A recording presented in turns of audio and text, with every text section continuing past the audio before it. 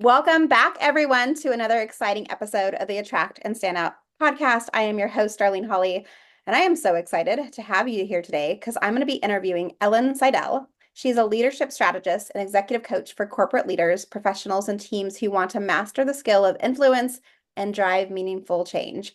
Welcome to the show, Ellin. I'm so thrilled to have you. Thank you, Darlene. It's great to be here. Yeah. So before we dive in, take us back a little bit. Take us on a journey. Tell us a little bit about how you came into this work and how you landed doing this type of leadership training. Sure. Well, about 2 years ago, I had an opportunity to be on the ground floor of what was called the Cialdini Institute. And if anybody's ever heard of Dr. Cialdini, he's probably the most quoted behavioral scientist and very plugged in to both the marketing and sales arena for sure, worldwide. In fact, he got an unsolicited, I think it was $4 or $5 million check from Charlie Munger, Berkshire Hathaway, when he was alive, just as a token of his appreciation for what the influence principles taught him and helped with the shareholders. And he was invited to the shareholder meeting for years and years and years. And what I realized in getting that certification was I kind of did a flashback to the last 25 years in corporate. And I thought, wow, I'd learned these influence principles through trial and error very painfully. And the entire time his best-selling book was out. And it just made me realize that there was something I had to share about the practical application of ethical influence because, although my background up until I left corporate was in supply chain and IT, I had to influence people. I had to get yeses to all sorts of different types of high stakes conversations, whether it was, promotion, of course, or whether it was just merely like, we have this project and here's, a different way that we could go about, expanding that project or focusing in on certain things. And getting yes and doing it with a win-win outcome is, of course, the best way to collaborate with people and help support each other. And so it was just really, really interesting that there was all this amazing behavioral science, that was evidence-based, proven. And I thought, shoot, we got to figure out a way to get this, explained and kind of pulled into the leadership, conversations, whether it's leadership training or individual or team development. And so I kind of, rethought what I wanted to do about 3 years ago. And I decided to leave corporate America. It had been a culmination of about 5 years of wrestling with this because I created a mentorship program at the 11th largest company in the Fortune 500. And my soul came alive. And I thought, who knew this, sometimes they call, supply chain people bean counters. But anyway, I was one of them. Who knew this bean counter, this project manager, this IT person was, capable of doing talent development. And I loved it. It was just so wonderful to pour into the mentees. And I'd had super, impactful mentors help me in my career. And so I just got so much joy out of, doing that. And it wasn't what I was getting paid to do. I was in IT, but I was, pouring into these mentees and teaching, executives, what their role is as a mentor and, doing some coaching. And it was just really just amazing. And so I decided to move cross country from Washington State to Florida and open up my shingle, the Sidell Method. And my kind of tagline right now is the Sidell Method is the formula for trailblazing leadership, where the formula is to add the science, not subtract the art. Hmm. So it sounds like you've come up with your own framework, your own system that you use when you're working with your clients, which is I'm obsessed with as a business coach. One of the things that I work with all my clients on is making sure we have some kind of framework. Mine's called the Attract and Stand Out, hence the podcast name. Tell us a little bit about your framework, though, and how it supports the leaders that you're working with. You know, I I've done synthesis my whole life. You can probably tell I'm a little bit of a nerd here. You guys got to get your SAT vocabulary out, but the way I describe that is, imagine there are 10 different puzzles that already been put together with the different pieces, and I take different pieces out of each of the puzzle and I create a new picture each time. When I was in supply chain, I did that with, you know, procedures and processes and KPIs, key performance indicators. And when I was in IT, I did that with technology. And right now, I just am a lifelong learner. So every time I learn something new, I add it to the way that I approach my clients and we co-create together. So yes, I do have a framework, but it's not so like it's not 100% pre-printed. It's something that we have to work together to kind of create in that co-creation sense of it. And so, but I will mention, besides behavioral science and the Dr. Cialdini principles, I'm a tiny habits coach, and I really delved into the neuroplasticity, and I'm a neuroplastician. I'm hanging around with a lot of cool people that know more than I do. But it's just amazing, and maybe in your world you'll this will resonate. But we have when we learn, we have like two parts of our brain, which I've recently understood, and that's the focus network and the diffuse network. And so if anyone's like me and always felt used to feel, guilty going on vacation, turns out that's like the best thing you could do because you're using your diffuse network and you don't even have to go vacation. You could like take a walk, drink water, listen to, music, and just give yourself that brain reset. And then what you're doing is you're kind of unleashing the creativity that you have always had. But if you're super focused on something, sometimes that, left brain, right brain thing gets in the way. Mhm. And so we're not really tapping into our intuition and these ideas that seemingly come out of nowhere, but we were singing in the shower.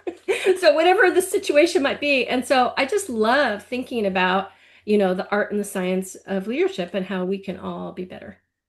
Yeah. I think it's such a great point you bring up. Like just that ability to like reset our brain. I am definitely I'm a creative. I love to write. Writing's probably my favorite thing to do as a creative, that or do artwork, which I don't do as much anymore, but my daughter does try to get me involved in her art projects occasionally, and I totally nerd out with her on that. I'm like, I'll just sit here and color. I was actually coloring yesterday. My 11-year-old son came home with homework and he had to do some color pencil like coloring, and he's like, "Do you want to help?" And I was like, "Heck yeah, I want to help. Like, let me in there." But there's something so powerful when we can step away from whatever it is we're doing and just allow ourselves to be, whether, like you said, going on for a while. I prefer to go on vacation, but that obviously has to have a little bit of planning behind it.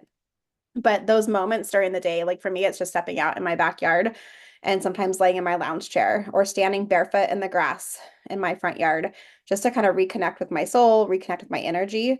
Our nervous system can get so busy and so amped up, for lack of better words, because of Hmm. all the stimulation that we have, whether it's from, scrolling on social media, turning on the news, trying to get kids off to school in the morning, whatever those different things are. And when we can really regulate ourselves and check back in with ourselves, we just see like we're able to produce so much more. We're able to capture the things that I don't think we would had we just sat at our desk for another hour and pushed through and, tried to get through whatever it is that we're doing those moments, but just taking a step back and reflecting. Yeah, being playful. You mentioned a little bit when we were off camera about what you do to kind of get people getting more into that creativity zone, that innovation zone of being playful when you're low stakes and you're getting kind of out of your own way a little bit, you Yeah. know. And it adds tremendous value. It really does. And a lot of people I don't think have really understood that. And so the more I'm learning at the brain, I'm kind of on this journey. I haven't arrived yet.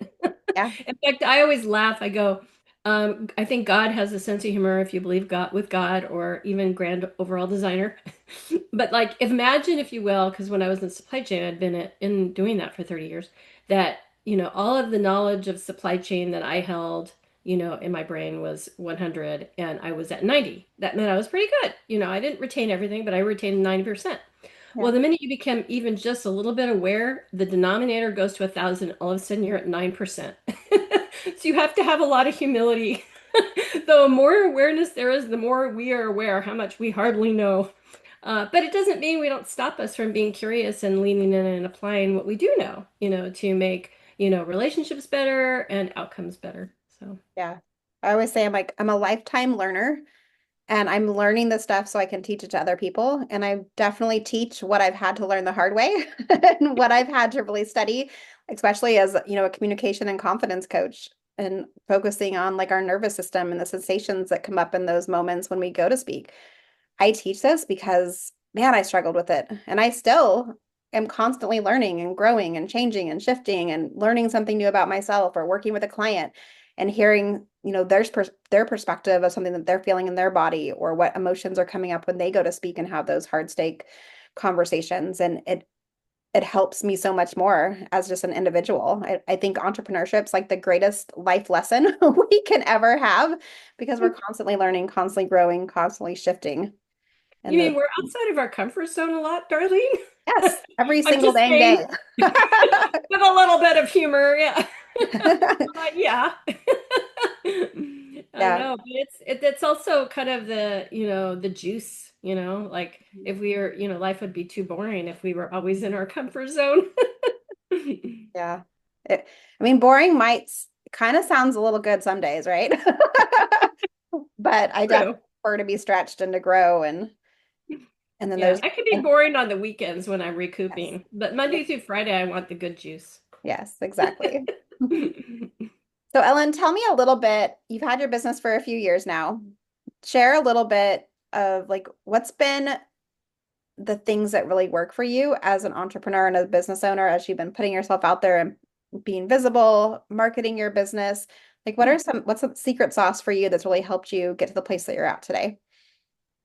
Well, right now, one of my favorite influence principles is known as reciprocity. A lot of people probably have heard the word, but it basically means if you give first, most people, and this is true, like regardless of country and culture, any age group, obviously adult, but even some of the kids, we're all sort of taught if someone gives first that we feel kind of an obligation to give back to them. But I'm genuine about it. I'm not like manipulative. Like I really love helping people. Yeah. And so I'm like smack in the middle of this gorgeous place called Sarasota, and I don't know anyone. And so I volunteer everywhere that I can right now. I'm volunteering with Rotary. In fact, I got a promotion, which is kind of funny. So promotion in Rotary is that you donate more hours and more money. But it's all for like amazing causes and I'm just loving it. I'm just loving it. One of the things that we're working on now is clean water in Peru and hopefully Uganda in the future in, very rural and underrepresented areas. So but that's one aspect. And the other is, what are other ways that I can volunteer in my local community? Are there other organizations I can help out with? And just getting to know people. They talk about the know, like, trust factor. Well, I'm kind of an unknown quantity here in Sarasota, and I would just like to show my heart. I've always volunteered. That's what I was doing with the mentor program at that large company while I was working in IT. And so that would be kind of the thing that I talk about. And I will give you and your audience a little bit of a secret, though. One of my favorite kind of sub principles under reciprocity is gifts or favors. And it's a little bit like a light switch. The reciprocity doesn't get turned on if the other person you're giving the gift or favor to doesn't recognize it as such. And so, for example, the type of coaching I could do, and I'll give you guys kind of the goods here, is there's very completely natural and win-win ways to explain how you are giving a gift. And you talk and teach communication. So, for example, many cases, and I don't know if this is just women, but I know that many of the women I know, like in this, just imagine this fictitious example. They're having a one-on-one with a direct report. They had already told that direct report at the bottom of the hour, I have a hard stop because I have a half hour to put all my final, slides together and what I'm going to say because I have a big high stakes meeting at the top of the hour. And most people I know will lump it and not say anything about this big issue that, burden on them. If they're having a one-on-one and their direct report kind of looks like the conversation's not completely done after the half hour, like they've been holding back and they have a heart to give and to serve. And so they'll be like, oh, what's on your mind? But notice what you missed. You missed the opportunity to raise to consciousness that you're about to give them a favor. So I would merely say, hey, I know that I said I had a hard stop at the bottom of the hour, and yes, I got to present in a few minutes, but this is important to me. What's going on? Can we talk a little bit longer here? 5 minutes? Can we set up another follow-up call? You're sincere. You're absolutely being authentic, and you're right. You're raising this to attention so that that sacrifice isn't just on you, because then that is seen as a favor. We can give intangible gifts all the time, and we do. And we don't realize that we're not bringing it to top of mind. Think about the intangible gift of like having a conversation with a prospective client, and they're not your client yet. They have a big challenge, and you have an answer and a solution that would be part of their package. And you pause for a minute and you say, normally I give this to my clients once they sign the package. I can see you're really struggling. I'd love to have you as a client. Let me give this to you as a gift. Mm. And you've invoked reciprocity. It's not manipulation. You're authentic. You mean it. You just don't, you know, sacrifice without letting people know that there was something that cost you, if that makes sense. Yeah, And so absolutely. these types of influence principles have been around since time immemorial and have been documented as proven science. And I just think that it's so important for us to be knowledgeable about them so that we can think strategically, um, and do those gifts on purpose, with our heart full. And yet, no, our time is limited, right? And so when we're doing these gifts, we have to just be aware we can't give everything to everybody or we burn out.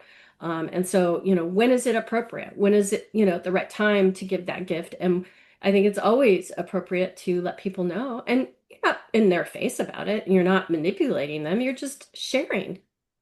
I Yeah. hope that makes sense. Yeah, Yeah. it does. And it's like giving without expectation back in the moment as well, which I think sometimes we lose that. Like we're so used to like, oh, if I, give you something, you're going to give something back. But from what I've experienced, at least in my career, is that oftentimes when I give to others, I don't get necessarily back from them specifically, but it comes from a different direction. It's like the universe pulls it in from somewhere else. And so it's not a, one for one, a tit for tat, or what's that old saying? Like Yeah, no, I where see exactly what you're saying. Yeah.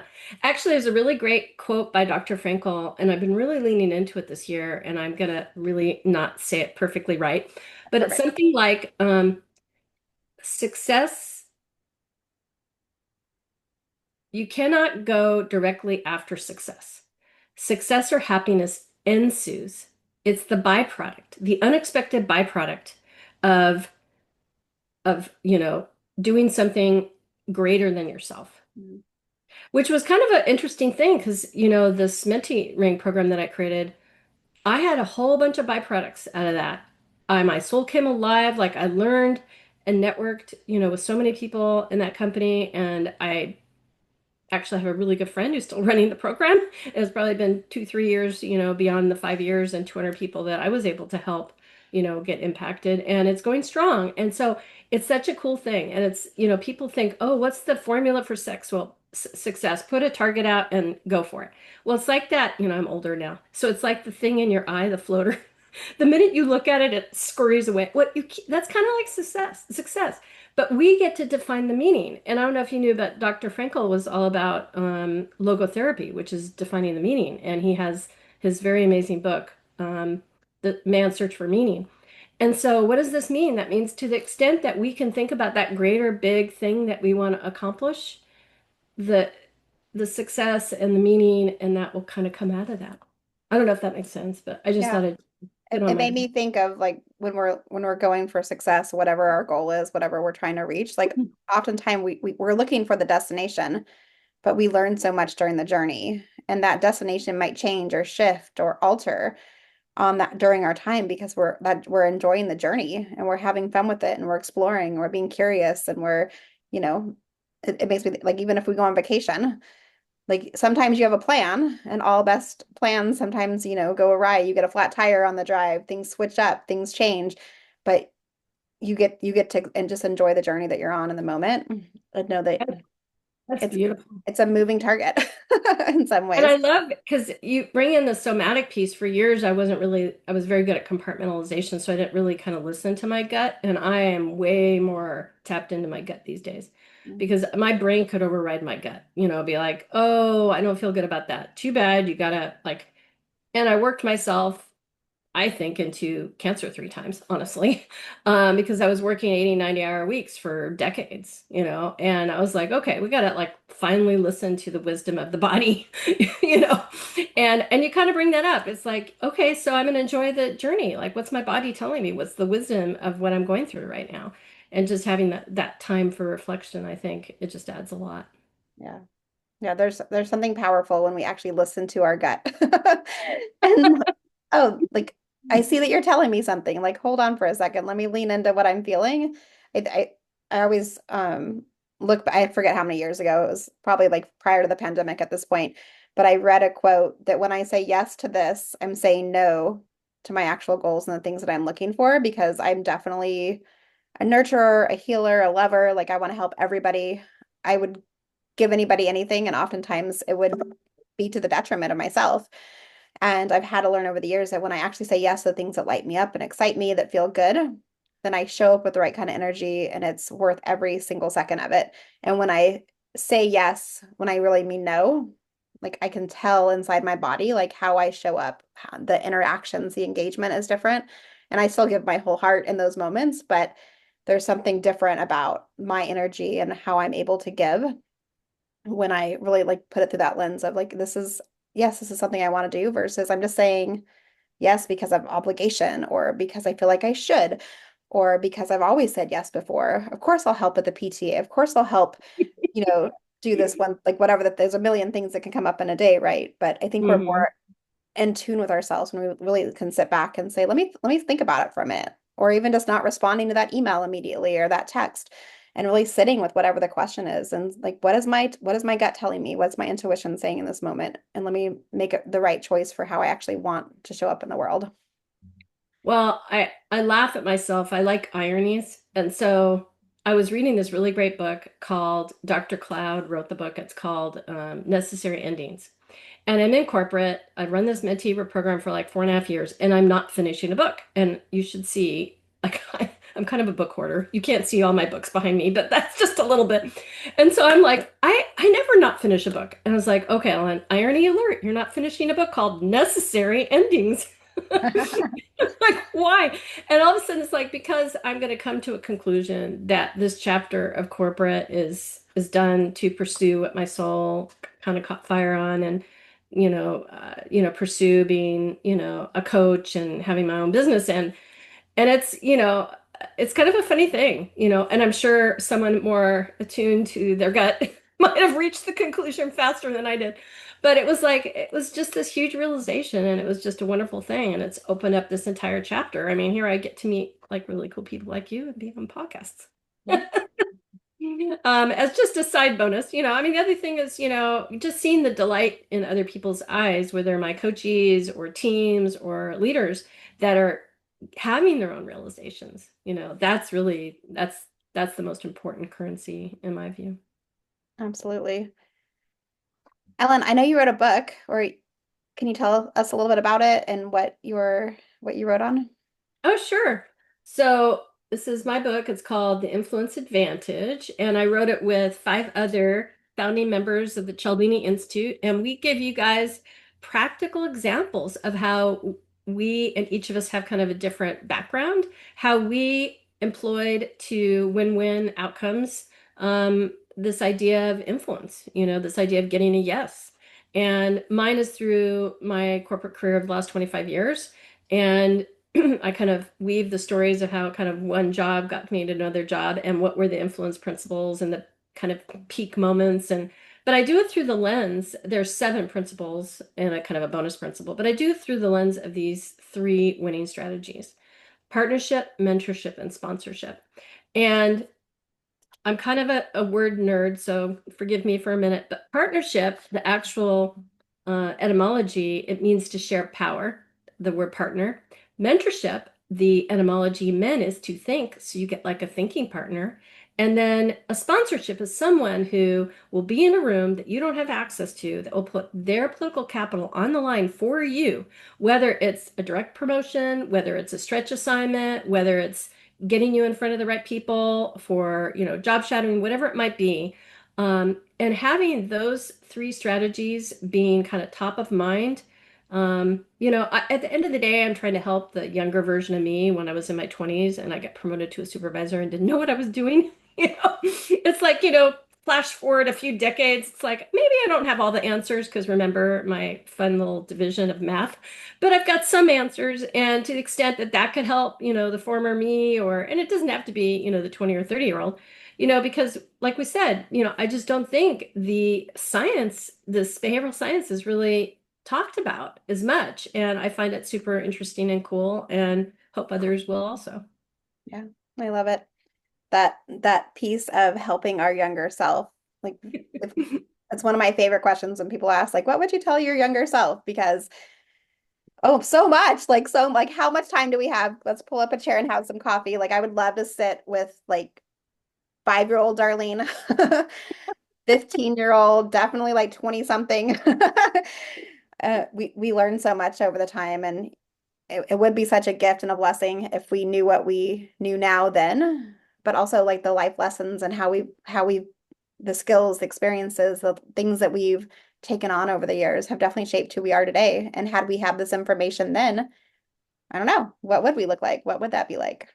Well, it's funny because I was going to mention it earlier, but one of the other things besides, I mean, I love the influence stuff and I definitely am wanting to add value in that way, but I'm kind of pairing it with this very unique program. I don't know if a lot of people have heard of Core Clarity, but Core Clarity takes the Clifton strengths and looks at things from a different perspective. Clifton strengths will say on their website, and they have amazing research, so both of these perspectives are amazing, how other people experience you, which is sort of your brand. Like what are you known for, right? But I always think we have to start with, know thyself. Love Socrates. Okay, so how do I experience myself? Because you talked a little bit about burnout. Of course, we do need to obviously make choices and have boundaries and all that. However, if we look through the lens of our top 5 strengths, we get energy from our strengths. And wouldn't it be interesting to do that dive and to know a little bit more talents and strengths? Talents are strengths become strengths because you take talent, knowledge, skills, and practice, like weightlifting, and Mhm. then you get to be stronger in it. And so I just find it fascinating that my younger self didn't know my strengths. I know them now, and I'm like, how did I not know this for decades? Because we see the patterns. You look back and you're like, oh, I always gravitated towards that kind of role. Oh, well, of course, it makes sense. It aligns with my strengths. And so that's something else that I think is super, super cool that I wish more people would take advantage of, that I'd love to help people with. Core Clarity is very unique. They, unlike Clifton Strengths, will take your top 5 strengths and put together a composite because there are 33 million combinations if you go 1 through 34 of all the strengths. Mhm. And that's a lot, but there are patterns, right? Not because we want to put anyone in a box. We know we're very complex, but even just try it on for size, look through that lens, of those 5 strengths in the composite and go, oh, yeah, that kind of answers a lot. I thought I was an extrovert my whole life. I am an ambivert. I'm Mm. either only on 100% or I'm only off. And so that now when I'm like having podcasts or I'm doing training, I plan for the time that I need to be with myself. Yes. And then I'm filled up and I'm ready for the next tackle. So these are just some slight insights that hopefully your audience will find interesting. I am a fellow ambivert as well, and I used to think I was an extrovert, and then I was realizing that I had so much quiet moments that I needed like alone time afterwards, and so I started researching it a little bit more, and I was like, I can get lit up and fuel off other people, but I definitely need like my little cave to crawl into afterwards to like recharge and be. And I love that I have that gift where I can go and, be a social butterfly, connect with people, do what I need to do, but then I also have that, moment where I can just want to sit home and be alone. And what's so cool about, like I talked about synthesis, now if you, once people get to know what their top 5 strengths are, you can layer in, okay, how would influencing with that, with those 5 strengths be different than someone influencing with different strengths? Mm. Now you get to do some, and that's kind of the art. I mean, that's like, oh, cool. Well, let's think about that. And can we brainstorm together? That stuff sort of gets me like going a mile a minute. So I'll share mine. I am what's called a thought rocket. I don't know if you can see my top 5 strengths. And turns out that 2% of the population are thought rockets. And in the core clarity, if you have 5 of your 34 strengths, or 5 of the top 5 in any one color, then you're called a guru. And of course, if I was a guru, I probably wouldn't tell anyone, but I am 1 minus a guru, which I think is hella funny. And so I'm telling everybody, I'm 1 minus a guru. And all that means, the different quadrants stand for different things. Anyone who's interested could, reach out to me and I'd be happy to, help them. But it just gives us a lens to look at. And I think we start to make connections that get back to what's success and meaningful for you. Well, you have strengths. Those are kind of God-given talents that you've developed, and why not lean into using those even more? Yep. I call them superpowers. Those are your I love it. superpowers. Lean into those. And I think there's something to it, like the lower, I don't I think they use maybe weaknesses. I forget the word they use, but like the lower level stuff. Like I can remember a time where I was trying really hard to get those up and to like lift those. And I was like, this is like not going anywhere. Like let's just focus on the superpowers. Let's focus on the things I'm really good at and lean more into that. And the rest will just kind of be there and do their thing. Also, and I'll be able to rise in those moments. Well, I mean, as teams, I've worked in, companies that you had, knowledge workers, people who got paid for their expertise that, they've gained over their years. And so in most of those, you have self-organizing teams, or at least the possibility. I mean, yes, you have a role, but you don't have to do exactly every activity because you're in a team and it takes the team. And so you can start to form like little mini alliances. Oh, you want to do that activity and that's in your top five town. Okay, good. And then can I do that one? And all of a sudden, productivity goes through the roof. They even have a correlation with profit. All of those statistics are out in Gallup. It's just amazing.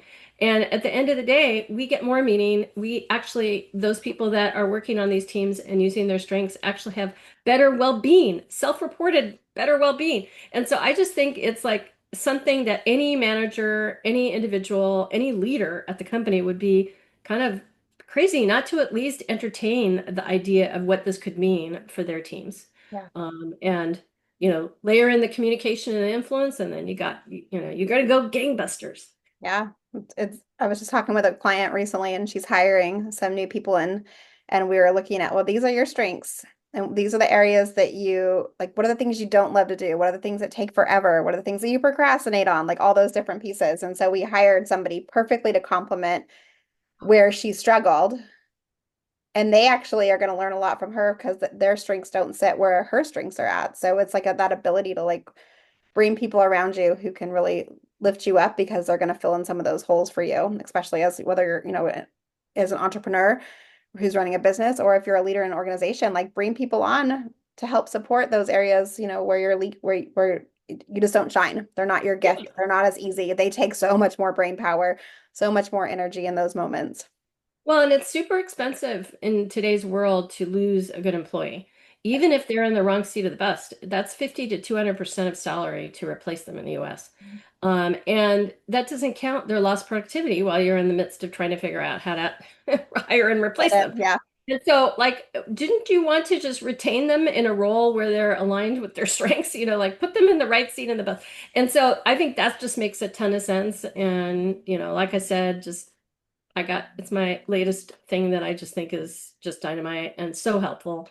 It's helpful to the individual, it's helpful to the team, it's helping to the managers at any level. I It love just that. comes out. The ROI is pretty strong. Yeah. So good. Ellen, I could talk to you all day. Before we end, though, I would like to do a couple rapid fire questions with you. If I could buy Okay. you a plane ticket and send you anywhere in the world today, where would you go and why? Probably to visit my daughter. She is abroad right now in Guatemala. Okay. So I miss her. What's the next question? And I have my passport. I just got my passport. Yay. Let's do it then.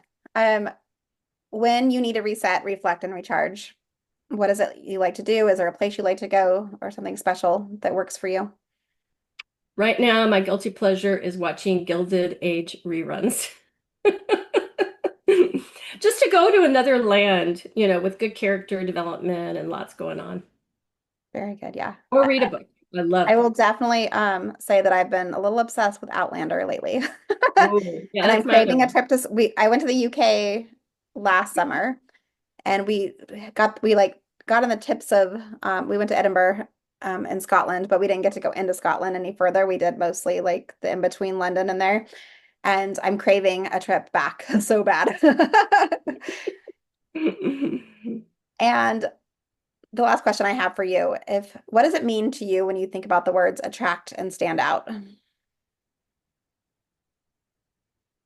Well, I mean, there's this old conversation about fixed mindset and growth mindset and abundance mindset and, the opposite. And so really what attract is like, I just I had a mentor tell me, I'm like, I want to get this goal. I was very goal oriented.